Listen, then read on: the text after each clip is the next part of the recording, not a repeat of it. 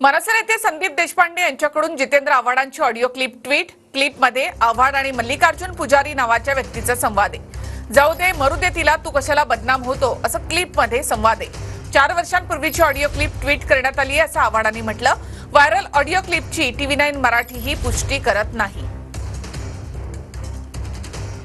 हाँ सर बोला। कोण? पुजारी मल्लिकार्जुन, तू कुठल्या तरी एका माणसाला ब्लॅकमेल करतोय ते कुठल्या तरी एका पोरीवरनं। तुमच्याकडे आले का साहेब? अरे माझ्याकडे नाही, ते शरद पवार साहेबांनी प्रफुल्ल पटेलकडे गेले।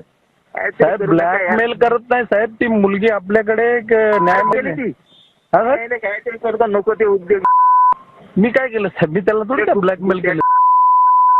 मालक येतो समोर। हो साहेब माहिती आहे मला, ती मुलगी आत्महत्या करायला गेली होती म्हणून माझ्याकडे। मरू दे तिला, तू कशाला बदनाम होतो त्याच्यामध्ये? मी काय त्याला काय बोललो का साहेब? मी काहीच नाही बोललो ना, फक्त तोच मला बोलला की त्या मुलीला समजावा, गुन्हा दाखल करू देऊ नका। बोला मी काय समजवणार बाबा, तुझं काय असेल तर तो येऊन भेटून गेला मला नवी मुंबईमध्ये, बोला मी समजवतो त्या मुलीला।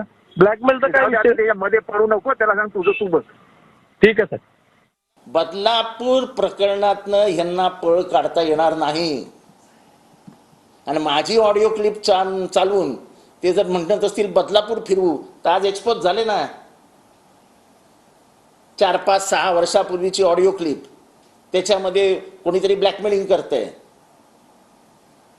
तो माणूस आमच्या म्हणजे आता ती पलीकडे असलेल्या ज्येष्ठ नेत्याकडे जातो। तो ज्येष्ठ नेता मला फोन करतो की बाबा हे थांबव। मी थांबवण्यासाठी प्रयत्न करतो। मी पैशाची ऑफर दिली का? महाविकास आघाडीच्या लोकांच्या असे काही ऑडिओ क्लिप, उदाहरण संजय राऊतची एक महिलेला शिवे देत असताना, आदित्य ठाकरेचे दिशा सालेन प्रकरण, आता या आपल्या आव्हाडांचं ह्या पद्धतीचे क्लिप मीही ऐकले। हेच त्यांची खरी चारित्र्य आहे।